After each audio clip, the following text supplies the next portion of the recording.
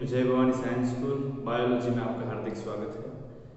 अभी जो हमने लास्ट लेक्चर्स में सब पढ़ा था morphology of the flowering plants में हमने पढ़ा है रूट पढ़ा है स्टेम पढ़ा है। अब रूट और स्टेम के बाद किसी भी प्लांट का कोई इंपॉर्टेंट स्ट्रक्चर आता है वो है लीफ। तो आज हम पढ़ेंगे शुरू करेंगे लीफ के बारे में। ठीक है, लीफ होता क्या है, उसका फंक्शंस क्या है, उसके टाइप्स कितने हैं, उसके अरेंजमेंट के टाइप्स कितने हैं, उसका मॉडिफिकेशन क्या होता है। मतलब लीफ की हर एक चीज उसके अकॉर्डिंग बहुत ही इंपॉर्टेंट होती है। उनके टाइप्स मॉडिफिकेशन ये चीज हमें बहुत ही अच्छी तरह से याद रखनी है।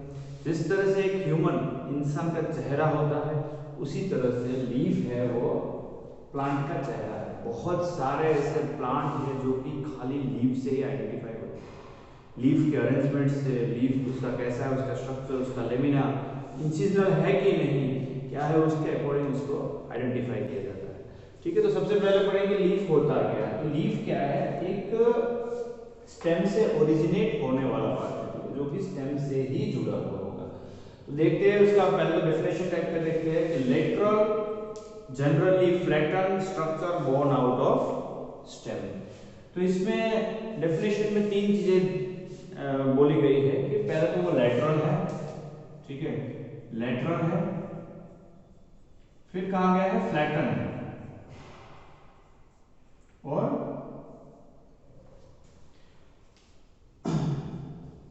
बोर्न आउट ऑफ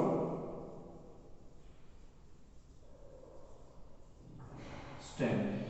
तो ये कुछ एक्सेप्शंस जरूर होते हैं हर बात के, बायोलॉजी में हम देखते हैं हर एक चीज के कुछ ना कुछ एक्सेप्शन होते हैं, मगर यूजुअली इसमें ये तीन कैरेक्टर लीफ में यूजुअली प्रेजेंट होते हैं। एक तो है लेटरल, मतलब कहीं पे भी लीफ जैसे स्टेम है वो सेंट्रल है, रूट है वो सेंट्रल है, तो जो लीफ रहेगा वो लेटरल ही रहेगा। लेटरल मतलब दूसरी साइड निकला हुआ। ठीक है, तो ये सेंट्रल पार्ट में होता है, कई बार यहाँ सेंट्रल पार्ट में इसके सामने वाली साइड आएगा, जो भी है। मगर आप एक स्टेम को एक एक्सिस बना लो, मान लो ये स्टेम है जो कि एक एक्सिस है, तो ये लीफ इसके साथ तो अटैच, इसके साथ स्टेम के साथ तो ग्रो नहीं करेगा कि भाई यहाँ तक स्टेम है, यहाँ तक स्टेम है, बीच में लीफ है, ऐसा नहीं होगा।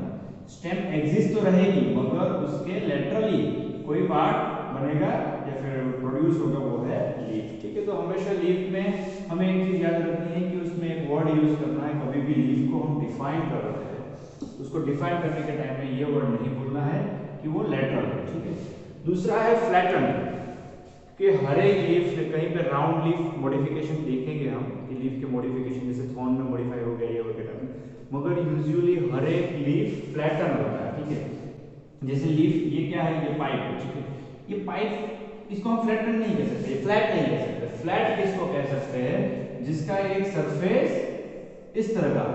ठीक है, मतलब इस तरह से सरफेस जिसका हो उसको हम फ्लैट कह सकते हैं। पूरा ऐसे हाथ की तरह पूरा फ्लैट, जमीन की तरह फ्लैट होगा।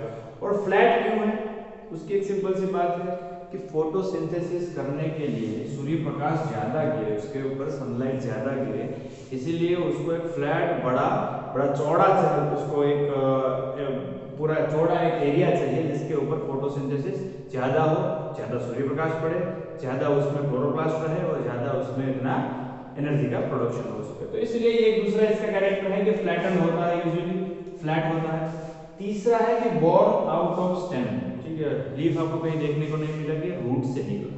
ठीक है, वो यूजुअली स्टेम से ही निकलता है, क्योंकि रूट जो जमीन के नीचे रहता है उसके ऊपर वाली एक्सिस है जो कि स्टेम है, उसके अंदर से ही रूट स्टेम के अंदर से ही हमें लीफ निकलता हुआ देखने को मिलता है। तो ये जब भी हमें किसी लीफ को अगर बड़ा क्वेश्चन है जिसमें खाली लीफ पूछा है कि भाई लीफ के बारे में बताओ, तो वो लीफ को हमें कभी भी डिटरमाइन करने के टाइम में, डिफाइन करने के टाइम में तीन चीजें याद रखना है। एक तो वो लेटरल होता है, एक्सिस से बाहर, फ्लैटन होता है, एकदम फ्लैट होता है ताकि सरफेस एरिया बढ़े, और तीसरा वाला है कि borne out of stem, stem से निकला हुआ होता है।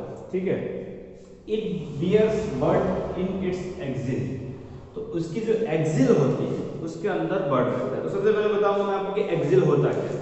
जैसे कोई भी लीफ है ना, ये स्टेम है मान लो, ठीक है, यहाँ से लीफ निकला है, ये वाला लीफ हो गया, तो ये वाला जो पार्ट हो गया, ये वाला जो पूरा एंगल बन रहा है, इसको हम कहते हैं एक्सिल। तो इसमें ये सेंटेंस दिया है कि it bears bud in its axil, तो यहाँ एक्सिल के अंदर इसका क्या रहेगा, बर्ड रहता है। तो यूजुअली हर एक लीफ के पास, ये मान लो स्टेम का नोड है, यहाँ से एक लीफ निकला है, तो उसकी एक्सिल जो बनती है वहां पे हमें क्या देखने को मिलेगा, बर्ड देखने को मिलेगा। बर्ड क्या है, कैसा है, वो सब हम आगे पढ़ चुके हैं, ठीक है। Axillary bud develops into a branch, तो ये वाला जो एक्सिलरी बर्ड होता है, जो ये बर्ड है यहाँ एक्सिल के अंदर जो बर्ड है, वो धीरे धीरे यहाँ अगर बर्ड है इसके एक्सिल में, तो धीरे धीरे क्या होगा, डेवलप होके एक ब्रांच बनेगा, इसके आगे और ब्रांचेस बनेगी। ऐसे हर एक प्लांट में अलग अलग सिस्टम होता है, अलग अलग अरेंजमेंट देखने को मिलता है। मगर यूजुअली एक्सिलरी बर्ड होता है वो आगे जाके एक ब्रांच में मॉडिफाई होता है, ब्रांच में डेवलप होता है, ग्रोथ होके ब्रांच बन जाता है, ठीक है। Leaves originates from the apical meristems and are arranged in a acropetal order, तो एपिकल मेरिस्टेम में ये लीव्स प्रेजेंट रहते हैं। तो अब एपिकल, इसमें दो वर्ड हमें देखिए लाइन दी है एनसीईआरटी ने कि leaves originate from the apical meristem, apical meristem के अंदर ही ओरिजिनेट होता है, वहां से ही निकलता है, and are arranged in an acropetal order. तो अभी यहाँ दो वर्ड हमें और समझना है कि भाई एपिकल मेरिस्टेम क्या है, दूसरी चीज समझनी है कि एक्रोपेटल ऑर्डर क्या है, ठीक है। तो ये दो वर्ड बहुत ही इंपॉर्टेंट है कि लीव कहां से निकलता है, भाई पत्ता निकलता कहां से, तो कहां से निकलता है, एपिकल मेरिस्टेम से, और किस तरह से अरेंज होता है, एक्रोपेटल अरेंजमेंट, ठीक है। तो एक्रोपेटल और बेसोपेटल अरेंजमेंट क्या है, वैसे आपको रोहित सर ने एक पीडीएफ सेंड किया होगा जिसमें मेरा डायग्राम वगैरह सब दिया गया है कि मैंने दे रखा है कि कौन सा एक्रोपेटल है और कौन सा बेसोपेटल है, ठीक है।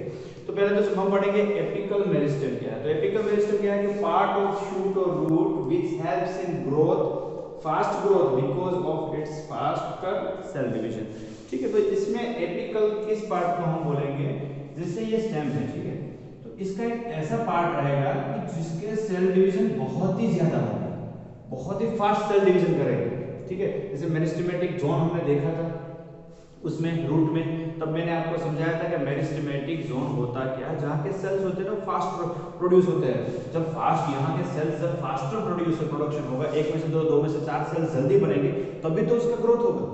एक स्टेम में ही ऐसा एपिकल मतलब वैसा वाला पार्ट रहेगा कि जो जिसमें सेल्स होता है उसका डिवीजन ज्यादा होता है, जल्दी ग्रोथ करता है, तो उस वाले एरिया में से लीफ निकलेगा, ठीक है। तो उस जगह पे जो लीफ है वो निकलेगा, वहां से बर्थ लेगा, वहां से निकलेगा, ठीक है। अब एक्रोपेटल अरेंजमेंट क्या होता है, एक्रोपेटल और बेसोपेटल ये दो टाइप के अरेंजमेंट देखे जाते हैं। तो एक्रोपेटल अरेंजमेंट में क्या होता है कि जब भी कि पार्ट ऑफ शूट और root sorry new flower and new buds are at the apex, तो नए, जैसे एक्रोपेटल मतलब क्या होता है, जैसे ये प्लांट समझ लो आप इसके,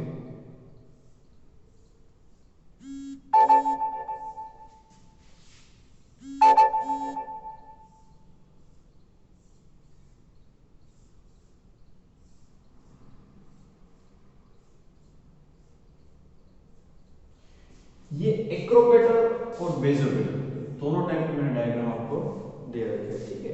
अगर जो जैसे कोई भी प्लांट, जैसे फ्लावर या तो फिर कोई लीव, जैसे अगर एक बार आ गया है, ठीक है, वो नया लीव आया है, तो वो नया लीव नीचे रहेगा, उसके बाद ऊपर जो नए आने वाले लीव्स उसके ऊपर रहेंगे, ठीक है।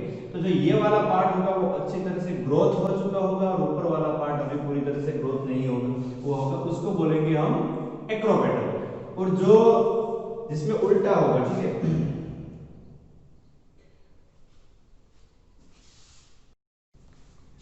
तो डायग्राम में गलती से मैंने सुधार दी है, एक्रोपेटल और बेसोपेटल से बिल्कुल सेम दिखने वाला डायग्राम हो गया था, तो मैंने बदल दिया है। तो सबसे पहले एक्रोपेटल क्या होता है कि जब नए लीव्स आए हैं, एक बार लीव्स आ चुके हैं वो सारे नीचे हैं, और जो एकदम नए जो अभी नहीं आए हैं लीव्स, उसके बड्स हैं अभी, वो सारे ऊपर रहेंगे। मगर बेसोपेटल में क्या रहेगा कि बेसोपेटल में रहेगा पूरा उल्टा रहेगा, ठीक है।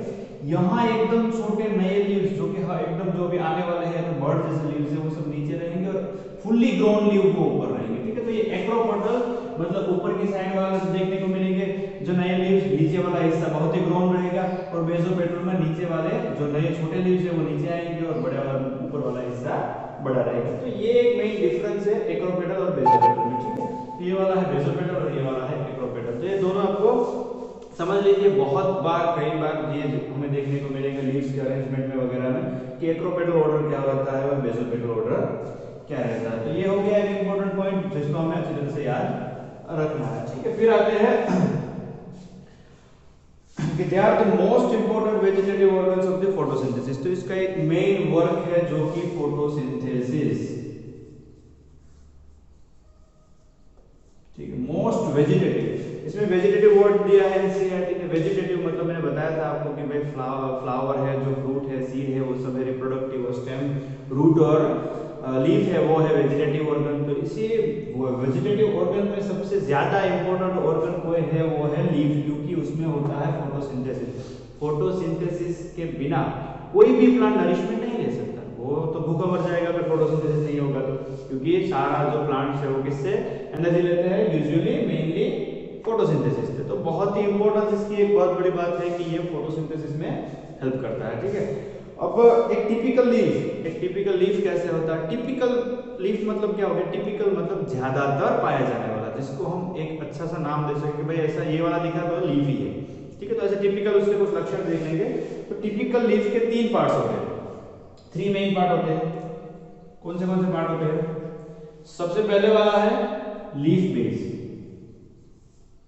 अब नाम से ही पता चलता है लीफ बेस, जहां उसका बेस है, बैठने की जगह है, रेस्ट करने की जगह है, तो पकड़ के चिपक के रहने की जगह है, वो उसको हम कहेंगे लीफ बेस। दूसरा है पिटियोल। पिटियोल मतलब जो लीफ की ब्लेड रहेगी जिसको लीफ बेस के साथ अटका के रखेगा, पकड़ के रखेगा, उसको पिटियोल बोलेंगे। और तीसरा है लेमिना। अब इसको डिटेल में हम पढ़ेंगे कि लीफ बेस क्या होता है। लीफ बेस मतलब ये वाला हिस्सा है, ये वाला हिस्सा है जिसको स्टेम के साथ जुड़ा हुआ है, जो स्टेम, ये पूरा स्टेम अलग पड़ता है, मगर ये वाला हिस्सा ही अलग पड़ता है, जो कि ये लीफ ब्लेड है पिटियोल के साथ स्टेम पे जिससे जुड़ा हुआ है, इसको हम कहेंगे लीफ बेस, ठीक है। पिटियोल क्या है? तो पिटियोल जो स्टेम को लीफ ब्लेड या तो फिर लेमिना से जोड़ते हैं, उसको हम कहेंगे पिटियोल, ठीक है। और ये वाली लीफ ब्लेड या तो ये पत्ता, जिसको हम पत्ता डायरेक्ट हिंदी में बोलते हैं, उसको कहते हैं लेमिना, या तो फिर लीफ ब्लेड, क्योंकि ब्लेड जैसा शेप रहता है पूरा, इसको हम कहेंगे लेमिना। तो ये इसके मेन 3 पार्ट होंगे। और आगे हम देखते हैं कि leaf is attached to a stem by the leaf base and may bears two identical small leaf like structure called stipules। तो जैसे हमने ये वर्ड पढ़ा था उसकी तरह कई बार लीफ जैसे ही छोटे छोटे ऐसे हमें देखने को मिलते हैं, छोटे छोटे जो एकदम लीफ के साइड बहुत ही पतले, जो कि हार्ड नहीं है, वैसे वाले 2 स्ट्रक्चर ऐसे कई बार देखने को मिलते हैं दोनों। जैसे ये लीफ है, उसके दोनों साइड ऐसे देखने को मिलते हैं, तो वैसे वाले स्ट्रक्चर को हम कहेंगे स्टिप्यूल।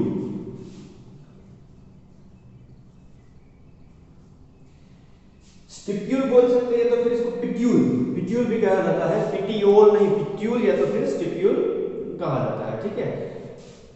फंक्शन ऑफ स्टिप्यूल क्या है? स्टिप्यूल काम क्या करता है? ये वो काम करता है कि जब लीफ छोटा होता है, जब कमजोर होता है, तब उसको बचाने का काम करता है। जैसे कोई मतलब ऐसे जानवर घूम रहा है, ये डाली है, उससे टच होकर जानवर निकला, तो लीफ अगर नया है, एकदम कोमल है, तो वो गिर जाएगा, वो क्योंकि बहुत वीक है।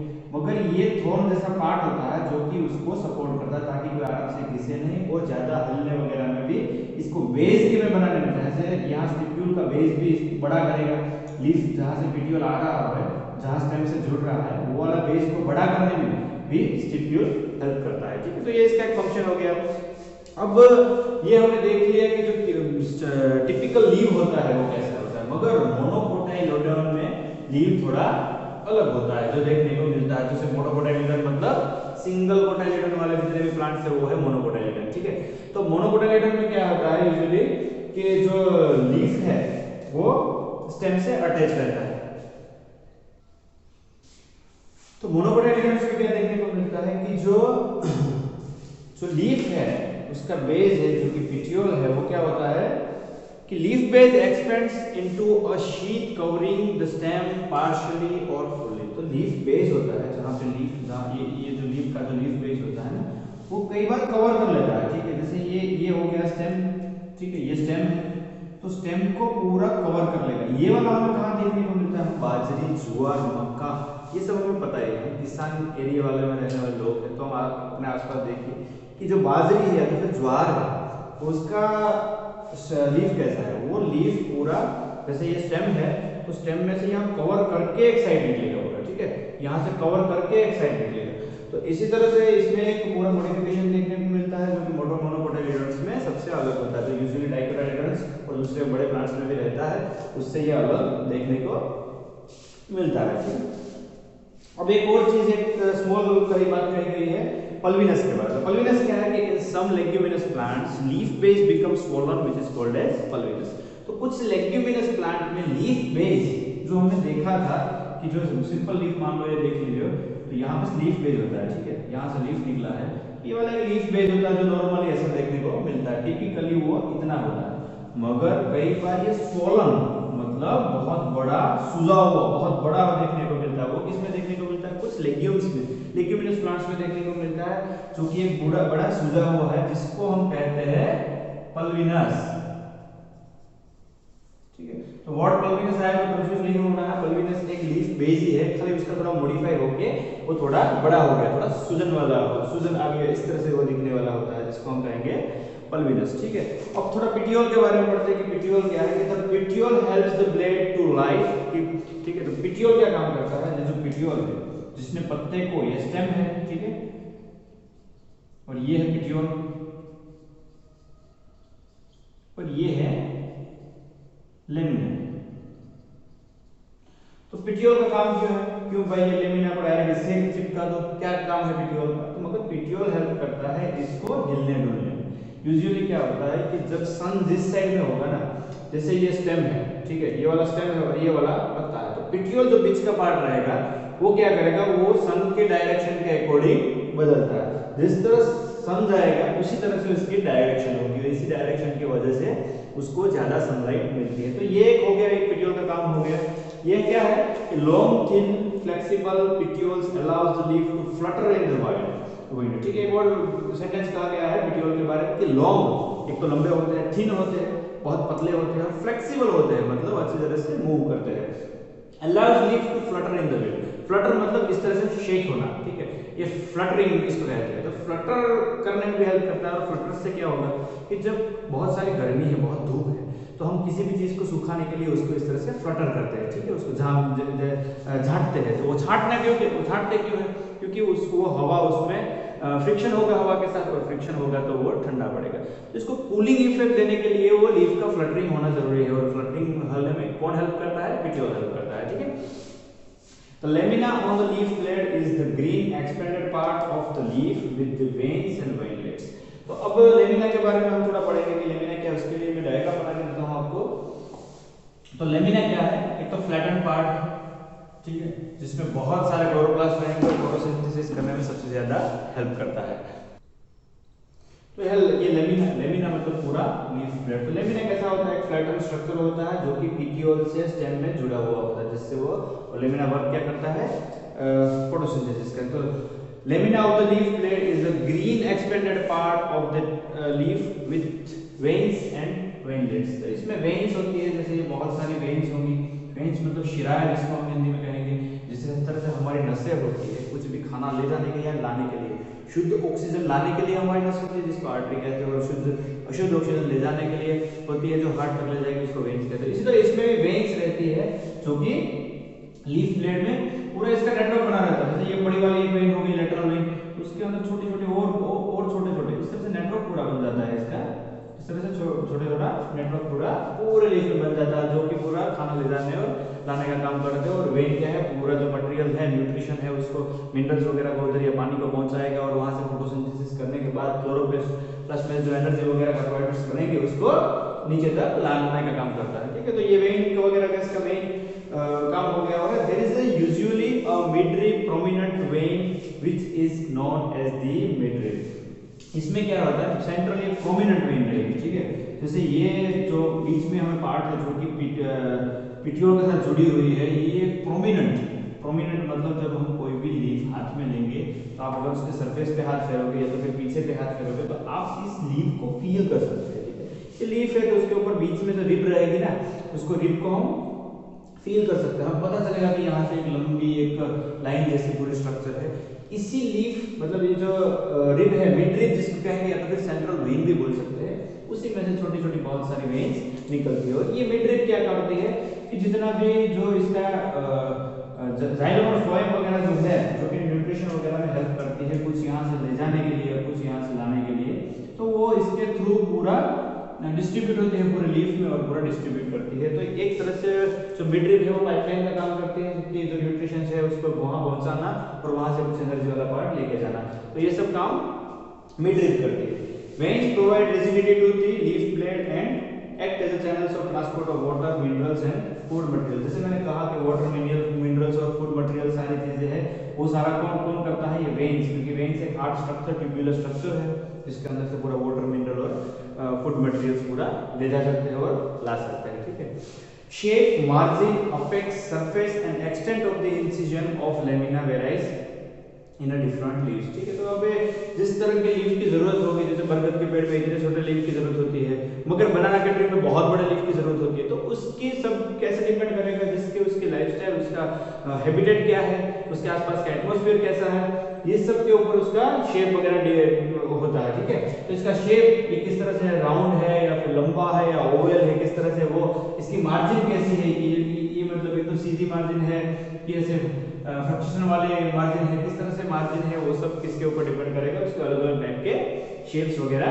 रहते हैं। इसका सरफेस कैसा है, स्मूथ है कि रफ है, एक्सटेंट ऑफ इंसिजन क्या है, मतलब इंसिजन मतलब जैसे ये लीफ है तो कई बार इस तरह से का लीफ देखने को मिलता है, तो ये सब कौन से आसपास के एटमॉस्फेयर में वो प्लांट अच्छी तरह से सूट हो सके, उसके हिसाब से इसका ये सारी चीजें देखने को मिलती है।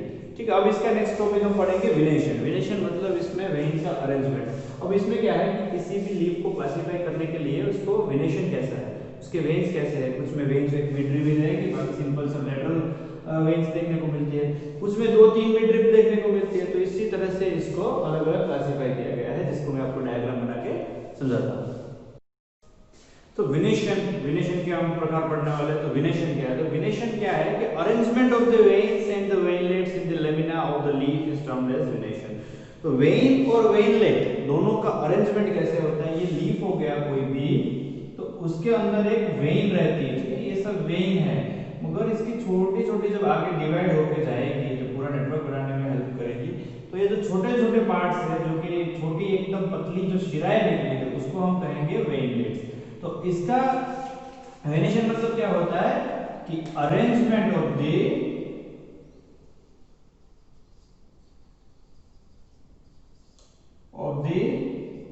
वेन्स, मतलब वेन्स का अरेंजमेंट, उसके आगे जब वो डिवाइड होगी, एंड वेनलेट्स इस इन द लेमिना, इसमें लेमिना में ही होगा वेनेशन। तो वेनेशन का डेफिनेशन है कि arrangement of the veins and veinlet in the lamina, it is called as the venation. तो वेनेशन है, उसके टाइप्स सब देखना है कि वेनेशन के दूसरे यूजुअली 2 टाइप रहते हैं, एक है रेटिकुलेट और दूसरा है पैरेलल।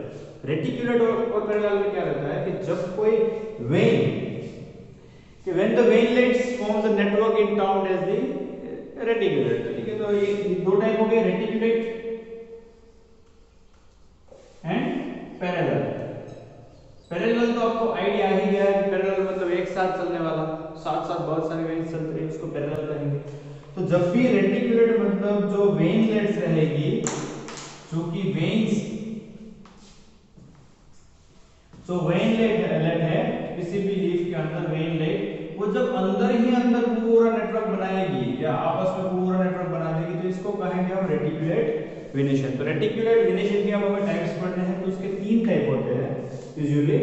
एक तो है यूनिकोस्टेट। यूनिकोस्टेट मतलब जब कोई भी वेन है, वो यूनिकोस्टेट मतलब एक ही कोस्टल के अंदर ही वो पूरा नेटवर्क बनाएगी। जो सबसे कॉमन है, जो सबसे ज्यादा देखने को मिलता है, तो सारे प्लांट्स के अंदर यूजुअली यही देखने को मिलता है कि यहाँ से एक सेंट्रल रिब आई, वो सेंट्रल रिब में से डिवाइड होकर आगे जाके इन्होंने पूरा नेटवर्क बनाया। ठीक है, तो ये वाला हो गया यूनिकोस्टेट। यूनिकोस्टेट मतलब इसमें सिंगल ये मिड रिब देखने को मिलती है। यूनि मतलब सिंगल और कोस्टेड मतलब सिंगल पार्ट वाला, तो सिंगल लीफ देखने को मिलती है जिसको हम कहते हैं यूनिकोस्टेड। ये सिंपल सा इसका एग्जांपल है कि पीपल का पेड़, ठीक है। तो पीपल या तो फिर पीपल, पीपल के पेड़ में हमें देखने को मिलता है कौन सा वाला वेरिएशन देखने को मिलता है कि यूनिकोस्टेड रेटिकुलेट वेरिएशन इसमें देखने को मिलता है। फिर आता है कि मल्टीकोस्टेड जिसमें मिडरिब है, वो बहुत सारी मिडरिब है, एक यहाँ पे गई, एक यहाँ पे गई, एक यहाँ पे गई। मल्टीकोस्टेड में इसमें देखिए ये भी मल्टीकोस्टेड है जिसमें बहुत सारी रिब है जो अलग अलग गई, ठीक है। मगर मल्टीकोस्टेड के अंदर भी दो टाइप का होता है, एक तो कन्वर्जेंट मतलब साथ में इकट्ठी हो जाएगी ऊपर जाके, या तो फिर एक ही नेटवर्क बनाएगी, जैसे जिसमें होता है बेयर में जिजाइफस, बेयर का बॉटनिकल नेम है जिजाइफस जुजुबा, ठीक है। तो बेयर मतलब जो बेयर हम खाते हैं ना जिसको गुजरती में बोर बोलते हैं, उसका लीफ देख लो आप, उसमें मल्टीकोस्टेड होती है मगर कन्वर्जेंट होती है, मतलब एक जगह जाके मिल जाती है। और तीसरे वाला है यूनिकोस्टेड डाइवर्जन, ठीक है। तो यूनिकोस्टेड डाइवर्जन में मतलब इसमें सिंगल वेन रहेगी, सॉरी ये मल्टीकोस्टेड डाइवर्जन में क्या रहेगा, हमने दो पार्ट पढ़े थे, एक तो यूनिकोस्टेड मल्टीकोस्टेड कन्वर्जन और मल्टीकोस्टेड डाइवर्जन। डाइवर्जन में क्या है कि पूरा इस तरह से डाइवर्ज हो जाएगा, ठीक है।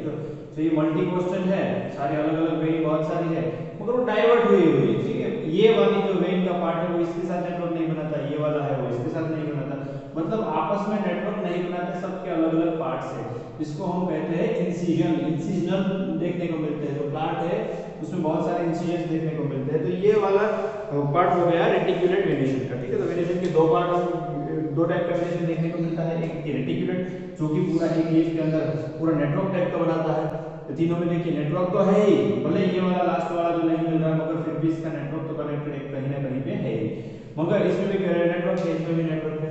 और दूसरा वाला था रेटिकुलेट के दूसरा जैसे दूसरा है जिसका नाम है पैरेलल, तो पैरेलल आगे हम पढ़ने वाले हैं। हाँ, तो अभी हम देखने वाले हैं पैरेलल, ठीक है। तो पैरेलल वेरिएशन कैसा दिखता है,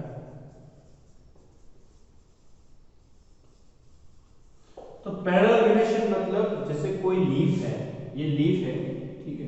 तो इसमें वेन्स पैरेलल चलती है, ठीक है। पैरेलल मतलब एक साथ ही, वो कन्वर्जन की तरह नहीं होता, कोई मिडरिप नहीं होती, ज्यादातर लीफ जो है पैरेलल चलती है एक ही साथ। तो वो लास्ट तक पैरेलल बिल्कुल चलेंगे, उसको कहेंगे हम पैरेलल वेरिएशन, ठीक है। When the vein runs parallel to each other within the lamina the variation is termed as parallel. तो इसका डेफिनेशन हो गया कि when the veins runs parallel to each other within a lamina it is called as parallel venation। parallel venation के तीन type है, एक तो है यूनिकोस्टेड जैसा कि उसमें हमने देखा था, जो रेटिकुलेट वेरिएशन देखा उसके अंदर देखा था हमने। दूसरा है मल्टीकोस्टेड कन्वर्जन, सेम उसमें भी था, और मल्टीकोस्टेड डाइवर्जन। तो ये तो समझने में इस बार बहुत इजी होगा क्योंकि हम ऑलरेडी उसमें रेटिकुलेट में समझ चुके हैं, तो इसलिए इसमें बहुत इजी होगा। तो यूनिकोस्टेड मतलब ये जो सेंट्रल लाइन जा रही है, बाकी जो पूरी हो रही है ना, ये सारे एक ही साथ एक ही लीफ के अंदर सेम यूनिकोस्टेड मतलब सिंगल मिडरिप के साथ ही वो पूरा चले जा रहा है। इसका एग्जांपल है बनाना, ठीक है। बनाना के अंदर इस तरह का देखने को मिलता है। फिर आता है मल्टीकोस्टेड कन्वर्जन। मल्टीकोस्टेड कन्वर्जन मतलब जो एक अलग अलग बहुत सारे मिडरिप्स तो है, मल्टीकोस्टेड है मतलब छोटे छोटे बहुत सारे इसके पार्ट्स हो गए, जैसे एक कोस्ट हो गए, एक कोस्टल हो गए, एक कोस्टल हो गए, तो बहुत सारे इसके पार्ट्स तो मगर मिल जाते हैं आखिर में एक ही जगह पे, ठीक है। तो मतलब इसमें एपेक्स सिंगल रहेगा, कोई भी लीफ का एपेक्स होता है वो सिंगल रहेगा, मगर इसको जिसको हम कहेंगे मल्टीकोस्टेड कन्वर्जन। तो मल्टीकोस्टेड का एक एग्जांपल है कि बम्बू, ठीक है। तो बम्बू में बांस में इस तरह का वेरिएशन देखने को मिलता है। तो आपका घर के आसपास आपको बनाना भी देखने को मिलता है और बम्बू भी। तो आप ये यूनिकोस्टेड और मल्टीकोस्टेड के एक पार्ट का एग्जांपल देख सकते हो, घर के आसपास ही सीख सकते हो, ठीक है। तो ये हो गया मल्टीकोस्टेड कन्वर्जन। अब आता है मल्टीकोस्टेड डाइवर्जन। जिस तरह से कन्वर्जन मतलब एक जगह पे इकट्ठा हो रहा था, डाइवर्जन मतलब डाइवर्ट हो रहा था, ठीक है। तो ये हो गया, इसमें क्या होता है कि लीफ है वो इसके सारे कोस्टेड है वो डाइवर्ट होते हैं, अलग अलग जगह पे देखने को मिलते हैं, एक दूसरे से जुड़े नहीं होते, एपेक्स में बिल्कुल नहीं होते, एक दूसरे से पूरा अलग होते हैं, ठीक है। तो ये तीन टाइप का हो गया। इसका जो एग्जांपल है वो है लिरिस्टोनिया, ये आपको नेट पे सर्च करना है, ये आपका होमवर्क है कि लीविस्टोनिया है क्या, कैसा दिखता है, ठीक है। यहाँ पर डायग्राम में पूरा अलग दिख रहा है, मगर आपको नेट पे अच्छी तरह से इसकी फोटो मिल जाएगी। तो हमने लीफ का वेरिएशन देख लिया, दो टाइप का वेरिएशन देखने को मिलता है, एक है पैरेलल और दूसरा है रेटिकुलेट। सबसे पहले हमने रेटिकुलेट देखा, इसमें भी तीन टाइप के थे, यूनिकोस्टेट, मल्टीकोस्टेट कन्वर्जन और मल्टीकोस्टेट डाइवर्जन। ये सारा हमने पढ़ लिया। सेम हम फिर आए, हमने पढ़ा हमने पैरेलल में। तो पैरेलल में क्या होता है, एक होता है यूनिकोस्टेट, जिसमें हमने बनाना एग्जांपल लिया था, एक था मल्टीकोस्टेट कन्वर्जन जिसमें हमने बम्बू का एग्जांपल लिया था, और एक जो लास्ट वाला था वो है मल्टीकोस्टेट डाइवर्जन जिसमें हमने लिविस्टोनिया का एग्जांपल लिया हुआ था। और एक बात इसमें हमें याद रखने वाली है कि जितने भी डाइकोटाइलेडोनस प्लांट हैं,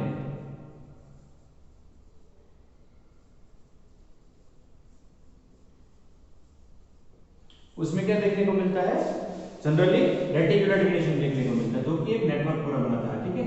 वो रेटिकुलेट वेनेशन वाले होते हैं।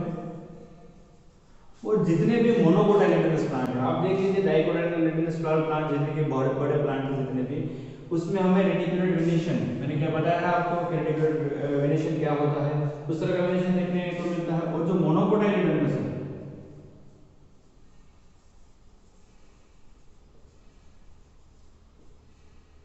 मोनोकोटाइलेडोनस प्लांट्स है, उसमें क्या देखने को मिलता है, पैरेलल, ठीक है। तो ये डिफरेंस है दोनों में कि डाइकोटाइलेडोनस में यूजुअली रेटिकुलेट वेनेशन देखने को मिलता है और मोनोकोटाइलेडोनस में यूजुअली देखने को मिलता है पैरेलल टाइप का वेनेशन।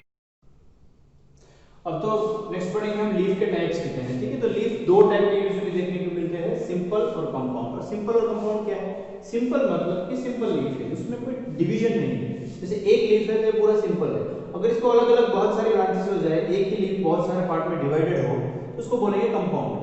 मगर फिर भी सिंपल और कंपाउंड में क्या डिफरेंस है, उसके टाइप्स क्या है वो हम देखते हैं, ठीक है।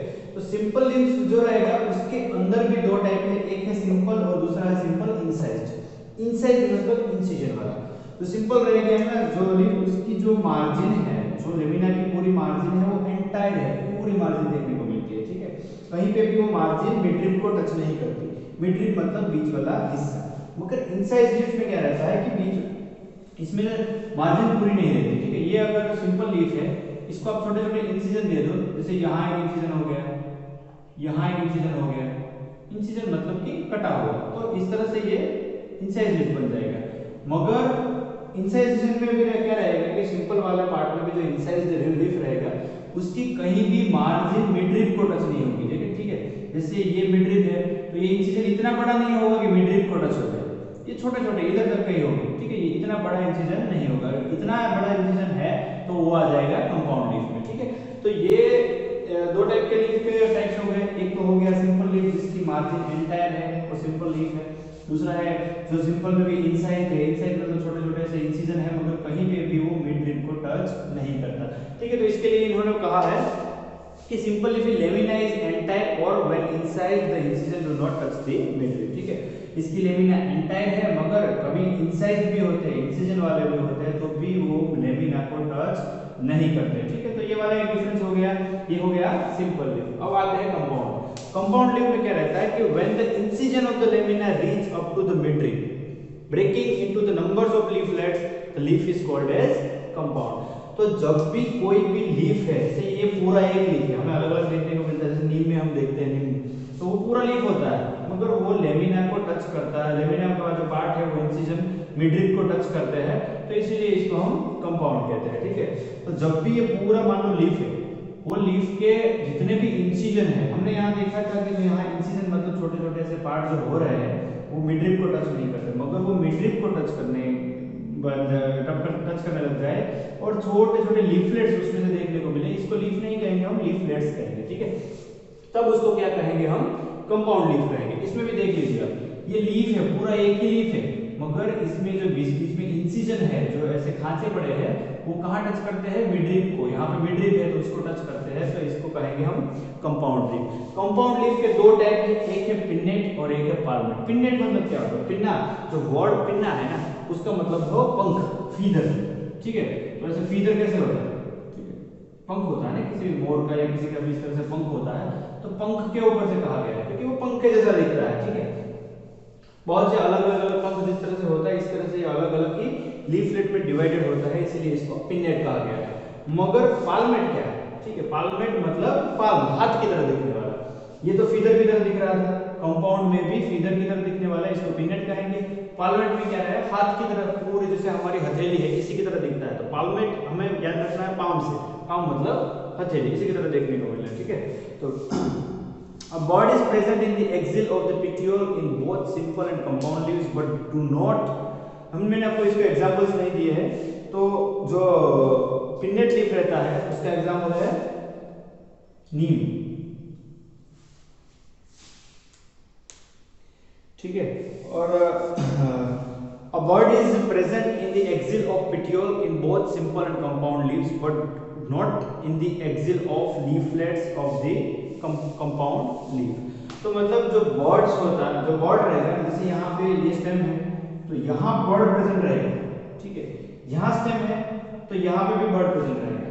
मगर अब सोचें कि हम ये तो मिडरिब है, उसकी में भी यहाँ भी बर्ड रहेगा, मगर यहाँ बर्ड नहीं रहता क्योंकि ये स्टेम नहीं है, ये मिडरिब है। ठीक है, तो कंपाउंड जो इसमें यहाँ बर्ड रहेगा, इसमें यहाँ भी यहाँ बर्ड रहेगा, मगर इसके अंदर जैसे यहाँ पे या यहाँ पे बर्ड नहीं रहेगा, तो इसको हम लीफ कहेंगे। कई बार हम देखने को मिलता है कि लीफ जैसे तो बहुत सारे पत्ते हैं, उसको हम डिस्टिंग्विश कैसे करेंगे कि ये कंपाउंड लीफ है या तो फिर अलग अलग लीफ है। तो मेन उसका डिस्टिंग्विशिंग फीचर ये होता है कि कंपाउंड लीफ के अंदर जो लीफलेट्स है, मतलब छोटे छोटे लीफ के जो पार्ट हो चुके हैं, जो लीफलेट्स है, उसके पास में बर्ड प्रेजेंट नहीं होता, बर्ड एब्सेंट होता है। ठीक है, तो ये एक इसका डिस्टिंग्विशिंग फीचर हो गया। तो ये हमने पढ़ लिया लीफ के टाइप से, सिंपल लीफ और कंपाउंड लीफ। सिंपल लीफ के अंदर दो हम देखने को मिलता है, सिंपल और इंसाइज्ड। सिंपल वाला मतलब जिसकी एंटायर मार्जिन हो, इंसाइज्ड मतलब छोटे छोटे कट लगे हुए हैं। इसको खाली इंसाइज्ड नहीं बोलना है, इसको इंसाइज्ड, सिंपल इंसाइज्ड बोलना है। ठीक है, सिंपल शब्द लगाना बहुत ही जरूरी है, और ये है खाली सिंपल। ये वाला हो गया कंपाउंड। कंपाउंड में भी दो टाइप के, पिन्नेट, फीदर जैसे बहुत सारे छोटे छोटे लीफलेट्स देखने को दोनों साइड मिलेंगे। और ये वाला हो गया पाल्मेट, जिसका अरेंजमेंट पूरा वर्ली अरेंजमेंट है और बहुत सारे लीफलेट इसमें भी देखने को मिलते हैं। ये वाला इंसिजन भी ऐसे यहाँ तक मिडरिब को टच करने को देखने को मिलता है। तो ये हो गए इसके दोनों टाइप्स, जो कि कंपाउंड लीफ में हमें देखने को मिलता है। रेजिस, रेजिस के बारे में मैंने बताया कि रेजिस क्या होता है। तो रेजिस क्या होता है कि जब भी ये जो पिन्नेट वाला जो कंपाउंड लीफ का टाइप है, ठीक है, ये स्टेम है, यहाँ से पिन्नेट लीफ पूरा जुड़ा है, तो उसमें सारे छोटे छोटे लीफलेट जुड़े होते हैं एक बीच के पार्ट से। वो बीच का पार्ट क्या होता है? एक मिडरिब होता है। ये स्टेम का पार्ट नहीं, ये मिडरिब है, जिसको हम कहेंगे रेजिस। ठीक है, ये मिडरिब वाला जो पार्ट हमें देखने को मिलता है इसको कहेंगे रेजिस। और इसका एक बेस्ट एग्जांपल है, वो है नीम। हम घर के आसपास ही देख सकते हैं, नीम हमारे लिए बहुत सारे थे, तो आप देख लीजिए कि रेजिस किसको कहते हैं। ये यूजुअली रेजिस है वो पाल्मेट में नहीं देखने को मिलता। ये बात हम सुधारनी होगी कि जो पाल्मेट है वो जो प्लाम वाला जो स्टेप वाला जितने भी लीव्स रहेंगे उसमें ये रेजिस देखने को या तो रेकिस देखने को नहीं मिलता। ये देखने को मिलता है खाली और खाली पिन्नेट में। ठीक है, अब नेक्स्ट टॉपिक है फाइलोटेक्सी। तो ये एनसीईआरटी ने बहुत ही छोटे पार्ट में दिया है फाइलोटेक्सी नाम का टॉपिक। फाइलोटेक्सी तो वैसे बहुत बड़ा टॉपिक है, मगर हमें जितना पढ़ना है सिलेबस में उतना ही पढ़ना है। तो फाइलोटेक्सी है जो वर्ड है वो दो टाइप से, दो वर्ड से बना हुआ है। एक तो है फाइलो, फाइलो मतलब होता है लीफ, और टेक्सा कहीं भी है उसका मतलब होता है अरेंजमेंट। ठीक है, तो लीफ का अरेंजमेंट क्या है, किस तरह का होता है, उसके हिसाब से उसको क्लासिफिकेशन करना है, तो इसको हम कहेंगे फाइलोटेक्सी। तो तीन टाइप का अरेंजमेंट लीफ को देखने को मिलता है। पहला है ऑपोजिट,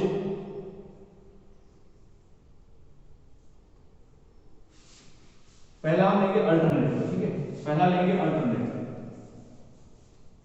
दूसरा लेंगे ऑपोजिट, और तीसरा लेंगे वर्ल्ड। वर्ड नहीं है, वर्ल्ड है, WHIRLD। ठीक है, तो ये तीन टाइप का यूजुअली देखने को मिलता है, अल्टरनेट, ऑपोजिट और वर्ल्ड।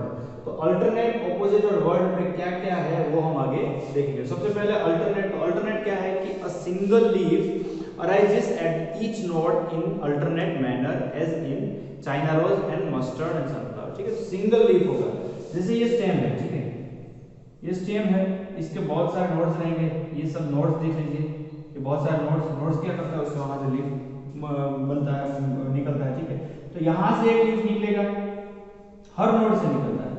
ठीक है, यहां से भी निकला, यहां से भी निकला, यहां से भी निकला, ठीक है। तो इस तरह से निकलता है, मगर अल्टरनेट होता है। एक लीफ इस साइड निकला तो ये लीफ इस साइड निकला, ये लीफ इस साइड निकला, ये इस साइड निकला।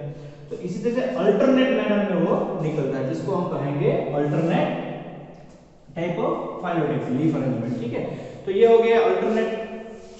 नेक्स्ट हम पढ़ेंगे ऑपोजिट। तो ऑपोजिट में क्या होता है कि in opposite type a pair of leaves arise at each node and the opposite to each other as in Calotropis and guava, ठीक है। तो इसमें सेम चीज होती है कि भाई जो एक स्टेम होता है उसमें नोड्स होते हैं।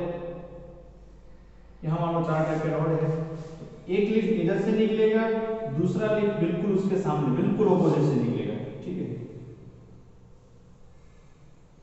ऑपोजिट कहा ही इसलिए गया है क्योंकि एक दूसरे के ऑपोजिट निकलते हैं, ठीक है। तो एक नोड में से 2 टाइप के लीफ निकलेंगे, एक इस तरह से और एक इस तरह से। हर नोड से इस तरह से दोनों साइड जाने वाले लीफ निकलते हैं, जिसको हम कहते हैं ऑपोजिट लीफ अरेंजमेंट, ठीक है, या तो फिर ऑपोजिट फाइलोटेक्सी। फिर हम आते हैं वर्ल्ड। वर्ल्ड मतलब तो हमें बताइए कि घुमाओ, ठीक है। वैसे ऑपोजिट में एक और मैं आपको टाइप बता दूं, मैंने आपको बताया था कि ऑपोजिट एक तो ये होता है, यहां निकला, फिर यहां निकला, फिर यहां निकला और यहां निकला। इसमें एक और टाइप है जिसको हम कहते हैं ऑपोजिट एंड डिकसेट, ठीक है। ये सुपरपोज्ड है, ऑपोजिट एंड सुपरपोज्ड। सुपरपोज्ड मतलब एक दूसरे के बिल्कुल सामने और सेम पैरेलल जा रहे हैं, एक ही लाइन में, एक ही लीफलेट्स की तरह है, वो पूरा अरेंजमेंट है, इसको कहेंगे ऑपोजिट एंड सुपरपोज्ड। दूसरा एक टाइप है जिसमें मान लो ये स्टेम है, 2 लीफ यहां से निकले, एक इस डायरेक्शन में है, एक इस डायरेक्शन में, तो 2 लीफ निकलेंगे कि एक पिछली वाली डायरेक्शन में जाएगा और एक आगे वाली डायरेक्शन में आएंगे। जैसे एक लीफ इधर से निकला और एक पीछे की साइड निकला, ठीक है। तो ये जो मान लो आप ये स्टेम है, ठीक है, तो इसमें एक अरेंजमेंट ऐसा होगा, एक लीफ यहाँ, एक लीफ यहाँ, मगर जो एक इस साइड और एक इस साइड, और जो नेक्स्ट वाला नोड होगा वहां एक इस साइड और एक इस साइड, ठीक है, आगे पीछे होगा। 2 ऐसे जा रहे हैं तो 2 ऐसे जाएंगे, तो इस तरह का अरेंजमेंट होता है, उसको कहते हैं ऑपोजिट एंड डिकसेट।